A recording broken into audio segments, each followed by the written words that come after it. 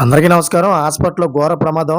10 మంది చిన్నారులు కన్నుమూత. ఈ విషయాలను తెలుసుకుంటూ వీడియో కంప్లీట్‌గా చూడండి. అప్పుడే మీకు కంప్లీట్ ఇన్ఫర్మేషన్ ఏంటో అర్థమవుతుంది. అదేవిధంగా చాలామంది వీడియో చూస్తున్నారు గానీ సబ్స్క్రైబ్ చేసుకోవడం మాత్రం మర్చిపోతున్నారు.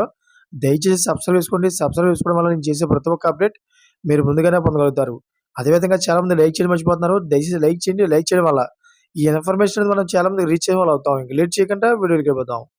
ఫ్రెండ్స్, ఝాన్సీలోని మహారాణి లక్ష్మీబాయి మెడికల్ కళాశాలలోని నియోనాటల్ ఇన్సులేవ్ కేర్ యూనిట్‌లోని మంటలు వ్యాపించి 10 మంది శిశువులు సజీవదహనమయ్యారు. మంటల వ్యాప్తితో రోగులు, ఆసుపత్రి సిబ్బంది ఒక్కసారిగా భయభ్రాంతులకు గురయ్యారు.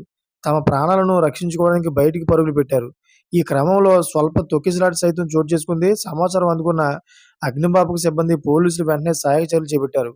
అయితే తీవ్రంగా ఇబ్బంది పడుతున్న శిశువులకు ఈ వార్డులో చికిత్స అందిస్తున్నారు. ఈ ఘటన జరిగిన సమయంలో వార్డులో 47 మంది చిన్నారులు చికిత్స పొందుతున్నారు. మంటలు అంటుకున్న వెంటనే తల్లిదండ్రులు తమ చిన్నారులను తీసుకుని బయటికి పరిగెత్తారు. ఆసుపత్రిలో ఉన్న గర్భిణులను వారి బంధువులు క్షేమంగా బయటికి తరలించారు. మంటల వ్యాప్తితో ఒక్కసారిగా ప్రాంగణంలో దట్టమైన పొగ వ్యాపించింది. సహాయ చర్యలు కొనసాగుతున్నాయి. శుక్రవారం రాత్రి 11:30 సమయంలో ఈ సంఘటన చోటు చేసుకుంది.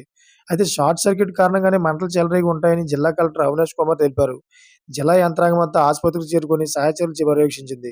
అయితే ఈ ఘటనపై ఉత్తరప్రదేశ్ సీఎం యోగి ఆదిత్యనాథ్ విచారం వ్యక్తం చేశారు. గాయపడ్డ చిన్నారులకు అత్యుత్తమ చికిత్స అందించాలని అధికారులను ఆదేశించారు.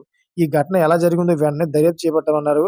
అదేవిధంగా సీఎం ఆదేశాలతో డిప్యూటీ సీఎం బ్రిజేష్ పాఠక్, ఆరోగ్య శాఖ కార్యదర్శి వెంటనే ఝాన్సీకి బయలుదేరి వెళ్లారు. Thanks for watching friends.